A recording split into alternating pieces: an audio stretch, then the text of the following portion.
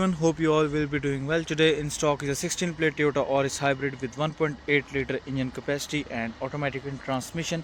Starting the car review from the front, we have the automatic headlamps installed, front fog lamps are also there, a beautiful chrome plated radiator grille is there, and the lower grille is in piano black color with the chrome surround. Talking about the body, it's in black color and the body is in good condition, no major scratches or dents are there. We have the 17-inch alloy wheels installed in the car. The locking wheel nuts are there and the tire condition for this car is also very good. Chrome inserts are there on the door sills and privacy glass is there for the back doors and for the rear view mirror as well. At the back we have the rear fog lamps installed, chrome inserts on the back floating bar. So this was the exterior view. We have the door handles of the body color and the side mirrors are also of the body color with the indicators installed. Roof rails are also available in the car. Now let's sit inside and see what other features we have.